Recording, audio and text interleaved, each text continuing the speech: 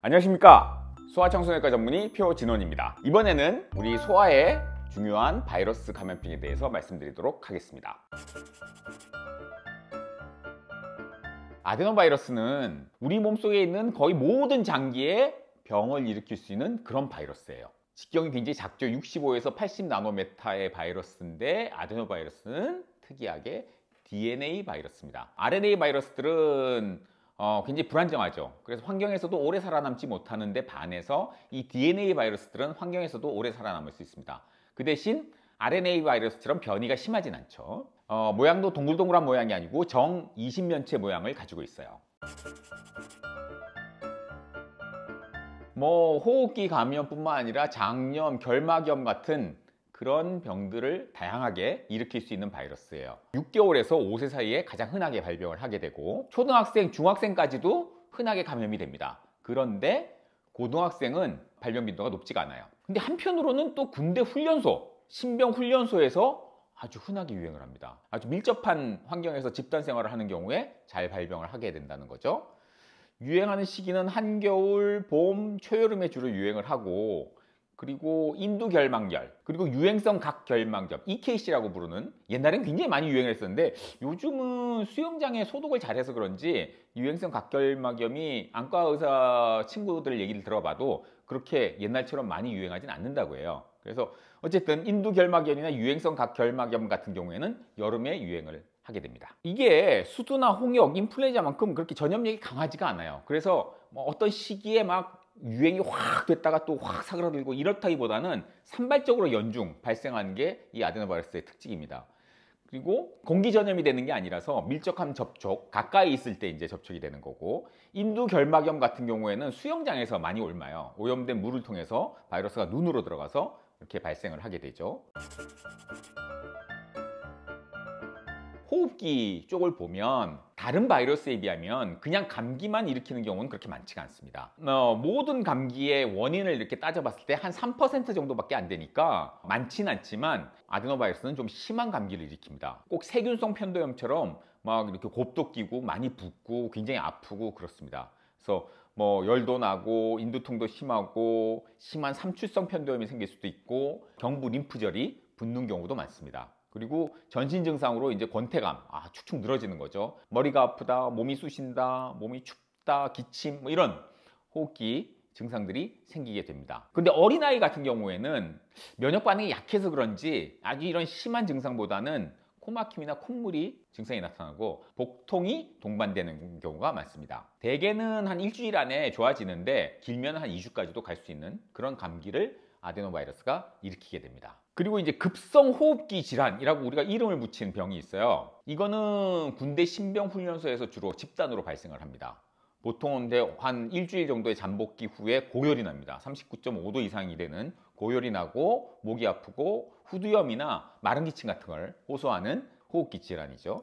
그리고 이제 전신 권태감, 근육통, 오한, 두통, 어지러움, 또 코가 막힌다, 콧물이 난다, 결막염, 복통, 목에 림프절이 붓고, 이런 이제 아데노바이러스의 특징적인 여러 가지 증상들이 생기게 되죠. 그리고 이거는 군대 신병 훈련소의 아주 젊은 남자들, 아주 면역이 튼튼한 이런 연령층에서도 기관지염, 세기관지염, 폐렴, 이런 하부 기관지 감염으로 진행을 할 수가 있어요. 빠르면 8일, 오래 걸리면 한 달 넘게 걸릴 수도 있어요. 주로 겨울과 봄철에 발생을 하고, 이거는 민간인 성인한테는 거의 돌지 않습니다. 이 병은 특징적으로 군대 신병 훈련소에서 도는 병이다 라고 이해를 하시면 되겠습니다. 그리고 급성 후두기관염, 후두염에 기관염까지 같이 있는 그런 후두기관염도 일으킬 수 있어요. 물론 이제 후두염을 일으키는 대표적인 바이러스는 파라인플루엔자 바이러스인데, 아데노바이러스도 이런 병을 일으킬 수 있다 라는 거죠. 그래서 이 병이 후두염이란 게 중요한 거지, 이게 무슨 파라인플루엔자가 일으켰냐, 아데노바이러스가 일으켰냐, 이건 사실 그렇게 크게 중요한 문제는 아닙니다. 그래서 후두기관염이 생기면 개 짖는 것 같은 컹컹거리는 기침을 하게 되고 쇳소리 기침을 하게 되고, 대개 근데 파라인플루엔자 바이러스가 일으키는 후두염 같은 경우는 후두염만 탁 일어나는 경우가 많은데, 이 아데노바이러스가 일으키는 후두염은 발열이라든지 인두염, 편도염, 세기관지염, 폐렴, 이런 호흡기의 다른 부위에 생기는 염증과 동반돼서 나타나는 경우가 많습니다. 그리고 그렇게 유행이 파라인플루엔자 바이러스 크룹이 유행하듯이 확 유행하고 그러지는 않아요. 이런 이제 아데노바이러스의 유행은 뭐 확 이렇게 계절마다 유행하는 게 아니라 산발적으로 발생하는 게 좀 특징이죠. 그리고 급성 세기관지염도 일으킬 수 있습니다. 모든 세기관지염의 한 5%에서 18% 정도는 이 아데노바이러스가 일으키는 거로 되어 있고 산발적으로 발생을 하죠. 증상은 뭐 다른 바이러스가 일으키는 세기관지염이랑 차이가 없어요. 그러니까 바이러스의 원인이 중요한 게 아니라 항상 어느 부위에 생겼고 그 병 이름이 뭐냐, 이게 중요하다는 거죠. 그리고 이제 폐렴을 일으킬 수 있습니다. 폐렴은 이제 어린 소아와 좀 연장아가 좀 차이가 나는데, 어린 소아의 바이러스성 폐렴을 제일 많이 일으키는 바이러스는 RSV와 파라인플루엔자 바이러스입니다. 근데 아데노바이러스도 이런 폐렴을 일으킬 수 있다는 거죠. 고열나고 기침이 아주 급성으로 시작돼서 아주 심해지죠. 그리고 막 숨도 막 가쁘게 쉬고 호흡곤란도 막 오게 됩니다. 2주에서 4주까지 증상이 지속이 되고, 이 아데노바이러스는 우리가 이제 세포 배양을 해보면 굉장히 파괴적이에요. 세포를 막 파괴하는 그 효과가 굉장히 파괴적으로 나타나서 실제로 우리 몸속에 들어가서 병을 일으킬 때도 굉장히 그 조직을 많이 파괴를 시킵니다. 그래서 아데노바이러스에 의한 폐렴이 생겼을 때 14에서 60%까지는 영구적인 폐후유증이 남을 수 있어요. 그러니까 굉장히 좀 심한 폐렴이 생길 수 있는 그런 바이러스인 거죠. 그리고 36개월 이하의 어린 소아에서는 백일의 유사증후군이라는 게 생길 수 있습니다. 백일이라는 게 기침을 엄청 심하게 하면서 오래 가는 거잖아요.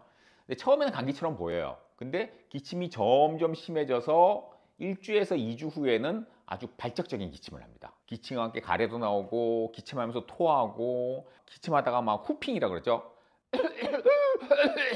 이러는. 그리고 이제 그러다 보니까 숨을 잘 쉬질 못하니까 청색증도 보이게 되죠. 전형적인 모습을 한번 좀 볼까요? 예, 이렇게 기침을 하다가 기침 끝에 이렇게 하는 후핑이 일어나게 되는 거죠. 그래서 이게 완전히 회복되는 데는 보통 한 4주에서 10주 정도 걸리게 되고요. 이게 이제 꼭 아데노바이러스 단독으로 생기기보다는 백일해하고 동시 감염돼서 생기는 경우가 더 많다. 어린 영아 같은 경우에는 면역이 약하니까 물론 동시 감염이 일어나면 아주 심한 경과를 밟게 됩니다. 그리고 그 아데노바이러스 폐렴 중에서 군대 신병훈련소에서 생기는 비정형 폐렴이 있습니다. 군대 신병에게 발생하는 폐렴의 한 7%에서 20% 정도가 아데노바이러스하고 관련이 있다. 주로 겨울에 발생을 하고, 그래서 겨울에 훈련소에 입소하는 그 훈련병들한테는 좀 주의가 필요합니다. 열이 나고 기침, 인두통, 콧물, 흉통, 그리고 위장관 증상도 생깁니다. 구역이나 구토 같은 게 생길 수도 있고, 설사를 할 수도 있고, 근육통 이런 게 다 생깁니다. 그래서 미국에서는 아데노바이러스 백신을 개발을 했어요. 이 군대 훈련소에서 하도 이 아데노바이러스가 문제가 되니까 이 아데노바이러스 예방접종을 시행을 하고 입소를 시키곤 그런 정책을 취하고 있습니다. 우리나라는 아직 아데노바이러스 예방접종이 이제 들어와 있지 않아서 우리나라의 그 군대 훈련소에서는 아직은 못하고 있는 상황이죠. 그 다음에는 눈에 일으키는 감염증입니다. 제일 흔하게 생기는 게 급성 소포결막염이라는 겁니다. 흰자 쪽에 이제 조그만 물집 같은 걸 만들어서 염증을 일으키는 그런 이제 결막염을 일으키죠. 눈에만 국한이 되고 대부분은 한쪽 눈에만 생깁니다. 그리고 눈꺼풀 결막 쪽에 소포가 생기고, 보통 이제 잠복기는 한 5일에서 7일 정도 됩니다. 증상은 이제 눈물이 많이 나고, 눈이 가렵고, 눈이 화끈거리고, 이물감이 느껴지고, 흰자위가 빨개지고, 이런 이제 증상이 생기게 되는 거죠. 한 열흘에서 3주 정도에 걸쳐서 서서히 회복되게 되어 있습니다. 그렇게 심한 눈병은 아니고, 근데 다만 이제 전염력은 있으니까 좀 조심을 해야 되겠죠. 그리고 이제 인두결막열, 엄마들이 눈꽃 감기라고 부르는 거죠. 열이 나면서 목이 붓고 목이 아프고 호흡기 증상이 생기면서 결막염이 같이 동반이 돼요. 갑자기 생깁니다. 갑자기 열이 나면서 눈이 빨개지고 목이 아프다고 그러고 기침도 하고 그러는 거죠. 인두통, 전신 통증, 눈이 화끈거리고 눈이 아프고, 보통 열이 한 3, 4일 정도 지속이 돼요. 10% 정도에서는 일주일 이상 지속되는 경우도 있지만 대부분 3, 4일 정도면 열이 떨어지고 좋아지죠. 일주일이 지나면서 이제 증상이 완전히 호전이 되는데, 오래 가는 경우는 한 2주까지도 갈 수 있는 그런 병입니다. 유행을 하기 시작하면은 뭐 어린이집이나 유치원 같은 데서 집단적으로 발병을 하는 경우가 많죠. 그 다음에 유행성 각결막염은 옛날엔 진짜 많이 유행을 했었어요. 여름철이면은 뭐 수영장에서 많이들 옮아가지고 왔었는데, 요즘은 이제 수영장 소독이 잘 돼서 그런지 요즘은 그렇게 많이 볼 수는 없는 병인데, 예전에 많이 유행을 했었습니다. 성인에게 주로 발생을 하고, 송아는 드물죠. 산발적으로 발생을 하고, 오염된 손, 눈을 접촉하거나 아니면 수영장이나 가정이나 직장에서 EKC에 걸린 사람들하고 밀접한 접촉을 할 때 옮게 됩니다. 또 5일에서 10일 정도의 잠복기가 있고 한쪽 눈에서 시작을 해서 다른 쪽 눈으로 옮겨가는 경우도 많아요. 눈부심, 눈물 흘림, 분비물이 막 나오고 눈이 빨개지고 결막이 막 붓고 눈을 못 뜰 정도로 많이 붓는 경우가 많습니다. 그리고 눈이 되게 아프죠. 이게 각막염까지 생기기 때문에 결막염만 생기는 거에 비해서 굉장히 통증이 심합니다.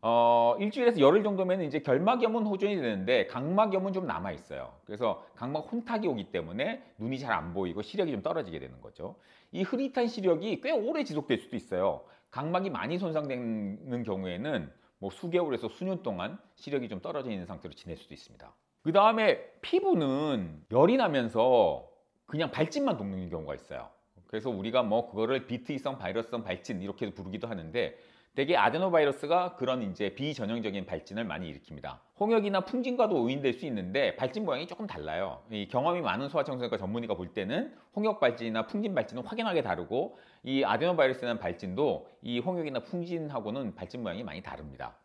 아데노바이러스 감염에서는 피부 발진만 생기는 게 아니라 뭐 결막염도 오고 비염, 인두염, 림프절 등이 동반되기 때문에 조금 양상은 좀 다르죠. 그리고 돌발성 발진이라고 하는 거는 고열이 지속되다가 뚝 떨어지는 병이잖아요. 그거는 이제 또 다른 바이러스에 의해서 생기는 경우가 많은데 이 아데노바이러스도 그 바이러스에 의해서 생긴 돌발진하고 비슷한 그런 양상의 발진이 돋을 수도 있습니다. 그리고 비뇨 생식기 쪽에 염증을 생기는 경우도 있어요. 급성 출혈성 방광염을 일으키는 가장 흔한 원인은 대장균입니다. 대장균이 일으키는데 이 아데노바이러스도 급성 출혈성 방광염의 원인일 수 있다는 거죠. 갑자기 배뇨장애가 생기고 오줌을 자주 보면서 12시간에서 24시간 후에 이제 소변이 빨갛게 나오죠. 열도 나고 방광 부위가 아프고 밤에 오줌 싸기도 하고 그래서 이 증상이 이제 며칠에서 2주 정도 지속이 되는데 주로 이제 소아에서 발생이 되고 남자아이들한테 흔합니다. 일반적인 요로 감염증은 요도가 짧은 여자애들한테 훨씬 더 많이 생겨요. 세균이 거꾸로 올라가서 발생을 하기 때문에 여자애들한테 훨씬 더 많이 생기는데 이 급성 출혈성 방광염, 아데노바이러스에 의한 것은 남자애들한테 더 많이 생깁니다. 그리고 남자애들한테 고환염을 일으키기도 해요. 그래서 5일 동안 발열이 되고 고환이 통증이 있고 고환이 붓고 또 그 부위가 빨갛게 되는 보통은 이제 며칠 지나면 이제 회복이 되죠. 그리고 아데노바이러스가 위장관염도 잘 일으켜요. 배가 갑자기 아프다가 설사, 또 구역질, 구토, 발열, 두통 이런 게 이제 생기는 거죠. 설사를 좀 심하게 해요. 설사를 심하게 하고 대개 이제 8일에서 10일 정도 되면은 이제 회복이 되게 돼 있습니다. 그리고 또 한 가지는 이 장 옆에 림프절들이 쫙 붙어 있거든요. 장이란 데가 이제 이물이 들어와서 소화돼서 흡수되는 데잖아요. 그러니까 나쁜 놈들이 들어올 수 있는 통로란 말이죠. 그걸 지키기 위한 그 림프절들이 장을 따라서 쭉 있습니다. 그걸 이제 장각막 림프절이라고 하는데 이 장각막 림프절에 감염이 돼서 염증을 일으킬 수 있어요. 근데 이게 복통도 생기지만 이 장각막 림프절이 가장 발달되어 있는 부분이 또 맹장 쪽이에요. 충수돌기 있는 부위. 그래서 그쪽 부위에 통증이 국한돼서 나타나는 경우도 있습니다. 사실은 장각막 림프절염인데 맹장염으로 오인, 급성 충수염으로 오인하는 경우도 많아요. 급성 충수염이 의심된다고 무조건 배를 열고 수술을 하는 게 아니라 요즘은 이제 뭐 초음파를 한다든지 CT를 찍는다든지 해서 확진이 된 다음에 배를 여니까 요즘은 그럴 일이 없는데 예전에는 이 장각막 림프절을 급성 충수염으로 오인해서 개복 수술을 하는 경우도 꽤 많았습니다. 대개 이런 경우에는 이제 목이 부으면서 이런 증상이 생기기 때문에 급성 장염하고는 조금 차이가 있게 되죠. 그리고 장 중첩증이 생길 수도 있어요. 아데노바이러스가 장을 감염을 시키고 이 장각막 림프절이 커지면서 이게 이제 리딩 포인트가 되는 거죠. 그래서 정상적으로 이렇게 움직이는 장이 막 이제 염증이 생기니까 막 이렇게 움직이는데 그러다가 여기 있는 이제 임파선이 부어 있으니까 이게 리딩 포인트가 돼서 장이 이렇게 말려 들어가는 겁니다. 그래서 장이 이렇게 말려 들어가서 꼬이게 되는 거죠. 그걸 우리가 장 중첩증이라고 하는데 이 아데노바이러스 감염 때 장각막 림프절이 잘 붙기 때문에 이런 장 중첩증이 생기기 쉽습니다. 그래서 빨리 진단을 내리면은 공기를 거꾸로 집어넣어 가지고 장을 이제 배를 열지 않아도 장을 풀 수가 있거든요. 근데 오래 지난 다음에 진단이 내려지면 이게 말려 들어간 상태로 오래 그 방치가 되면은 이게 계속 부을 거 아니에요. 부으면서 피가 안 통하게 되니까 이 장이 또 썩게 됩니다. 그러면은 빨리 배를 열어서 이쪽 장을 또 잘라내는 수술을 좀 큰 수술을 해야 되기 때문에 빨리 진단을 내려서 이거를 풀어주는 게 굉장히 중요한 거죠. 그리고 어른들 감기 걸린 다음에 뭐 건강검진 한다고 피검사를 해보면은 감기능 수치가 높아졌어요 이렇게 얘기 듣는 분들이 많이 계실 겁니다.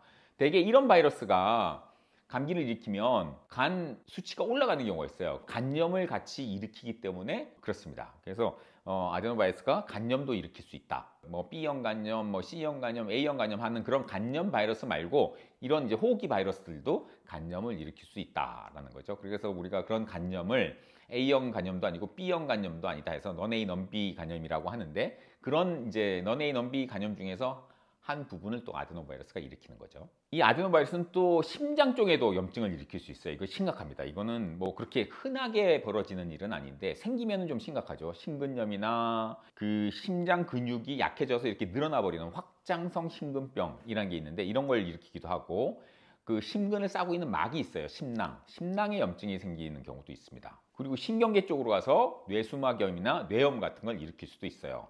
뭐 이런 심각한 병들은 그렇게 흔하게 벌어지는 일은 아닌데 이런 병이 생겼을 때 꼭 원인 중에 하나로 아데노바이러스를 생각을 해봐야 되는 겁니다. 그리고 뭐 관절염, 각상선염, 부신기능부전, 뭐 귀에는 난청을 일으키기도 하고 이 아데노바이러스가 또 비만을 일으킬 수도 있어요. 인두결막염 같은 경우는 엄마들도 눈꽃감기라고 부를 정도로 우리가 이게 딱 보고 그냥 임상적으로만 진단을 내릴 수가 있죠. 그리고 유행성 각결막염 같은 경우도 그냥 보면은 진단이 내릴 수가 있어요. 근데 나머지 병들은 다른 호흡기 바이러스가 일으키는 병들하고 비교해서 그렇게 큰 차이가 안 나기 때문에 임상적인 소견만 가지고 진단 내리긴 좀 어렵습니다.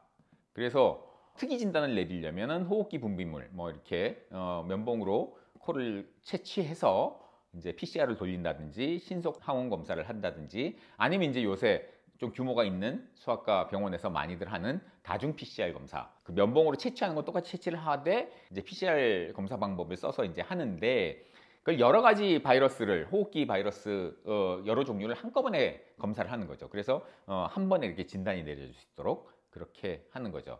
근데 얼마 전에 걸렸던 감염인데 다 나았어요. 나아도 바이러스 조각들이 남아있는 수가 있습니다. 이 코 속에 그 바이러스 시체들이 남아있는 거죠.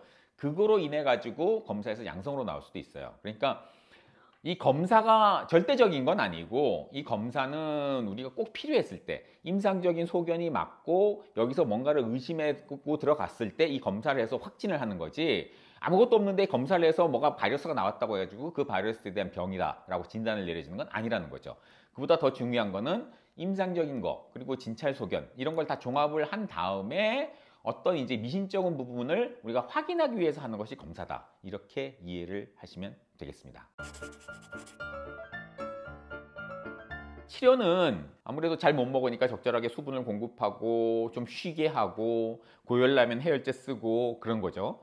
그리고 이 바이러스성 결막염이 생겼을 때 이 주변에 있는 세균이 들어가서 2차 세균 감염을 일으키는 경우가 많거든요. 그래서 그걸 잘 보고 2차 세균 감염이 좀 의심이 되면 이제 항생제 안약이나 항생제 연고 같은 걸 이제 쓰게 되는데 절대로 이런 바이러스성 결막염 때는 스테로이드는 쓰면 안 됩니다. 스테로이드를 쓰면은 이 바이러스가 더 막 많이 번식을 할 수 있기 때문에 오히려 더 심해질 수 있죠. 그래서 절대로 스테로이드는 쓰면 안 된다. 그리고 그 아데노바이러스를 죽일 수 있는 항바이러스제를 그렇게 효과적이진 않고 부작용도 있고 그렇기 때문에 모든 환자들한테 쓰는 건 아니고 면역 결핍 환자들은 좀 치명적이기 때문에 이 아데노바이러스 질환으로 인해서 사망할 수도 있거든요. 그래서 그런 경우에는 제한된 용도로 써볼 수는 있습니다. 그러니까 아데노바이러스를 예방하기 위한 경구용 생백신이 있어요. 생백신이 이제 미국에서 개발해서 이제 미국 신병훈련소에서 사용하고 있는데 우리나라에는 아직 도입이 안 돼 있습니다. 그래서 우리나라 신병훈련소에서는 아직 쓰지 못한다. 아데노바이러스 질환은 좀 심각한 병을 많이 일으키긴 하지만 그렇게 많이 유행하는 병은 아니고 대부분의 환자들이 그렇게 심각한 병으로 가지 않고 가벼운 호흡기 감염으로 그냥 앓고 끝나요. 그래서 전반적으로 예후가 좋기 때문에 제가 아데노바이러스에 대해서 여러 가지 무시무시한 병과 합병증에 대해서 말씀드렸지만 그거는 극히 일부에서 생기는 거고 대부분의 아데노바이러스는 전반적으로 예후가 좋게 끝납니다. 다만 이제 2차 세균 감염이 있을 때는 적절하게 항생제를 써줘야 될 거고 어린 소아한테 생기거나 아니면 면역이 저하된 사람한테 이 발병이 됐을 때는 합병증이나 이런 게 무서운 병으로 갈 수 있기 때문에 좀 주의해서 우리가 치료를 할 필요가 있다라는 말씀을 드립니다.